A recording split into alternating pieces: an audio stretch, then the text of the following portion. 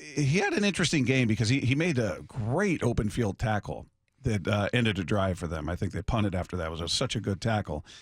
And he was active and he was around, and then he was a little too active. And he missed what turned into a huge play. He blitzed off the corner there, and he had an open shot at a sack, and he called it a layup. He says basically he called it out before he was even asked about it, and explains what happened there. Man, I was almost too free, boss.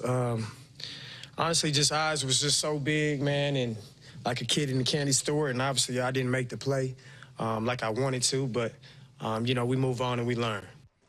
The more I look at it, the more I look at nobody else gets through that gap without his kind of speed and sort of how fast he plays. And then if it is a little bit slower and he's slowing down enough, that guy's going to chip him. Because what you saw was the guard, you didn't see him.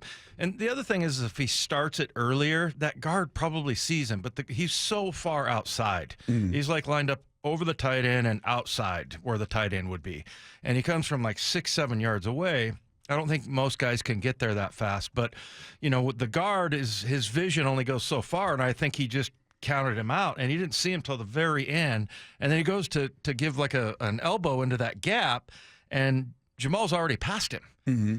But he is already like almost right behind the quarterback at that point because he had to go so fast to get through the gap that it's not humanly possible to stop and turn around and, get the quarterback. So it was kind of one of those, like in the beginning, I was like, well, maybe he moves too fast or he's too aggressive there or whatever. Or, but then also that offensive guard is like a 325-pound dude. If he sticks a hand out there, you're going to go tumbling or you're going to be rerouted. But it kind of made me think a little bit about what KJ Wright was talking about after the Giants game. And he talked about, and I think we played it before, and he said he was talking to somebody on the team, and I'm pretty sure he was talking to Bobby. And, he kind of talked about how, maybe Jamal needs to, like, slow down a little bit. I'll say this. After the game, I went and talked to one of my former teammates, and we talked about Jamal Adams. And he said he needs to learn the ability to slow down, to come to balance, to know when to take your kill shot or to know when to come to balance, slow down, and make a normal routine tackle. With Jamal, if you saw on the sack that he missed, coming off the edge and he's just running full speed. And, just slow down, read the play, and just fall into the sack. The quarterback will fall right into your lap. And even when I saw the tackle that he had the concussion on, you're running, Daniel Jones is running, slow down, make a normal routine tackle, head up, down for a 2-yard gain. Yeah, I mean, it makes sense.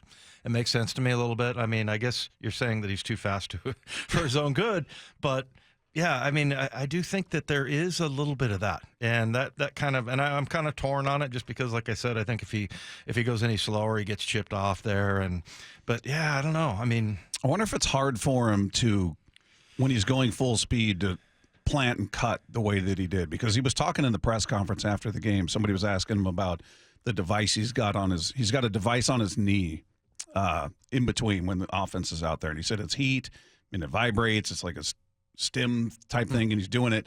And he said, yeah, he was talking about the end of the game, going, man, I was glad it didn't go to overtime because my knee was barking. And he said the doctor told him it's going to be a year.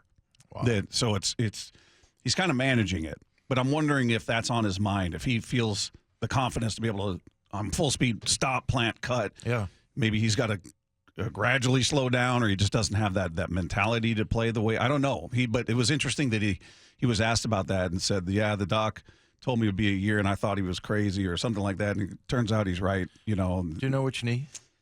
Whichever one he just had operated on. Yeah. But I guess they told him it was going to be like that for a year, and I guess if you watch him on the bench, they have some device on his knee. Yeah, so he would have had to have planted with his left knee, I guess, and I don't know which knee it is. I can't remember which one. But, yeah, I mean, it's kind of an interesting discussion just because – he had another tackle where he just threw everything. And whenever you see a guy throw, himself into a tackle and then his arm kind of comes over the top, like he's throwing everything he has in there.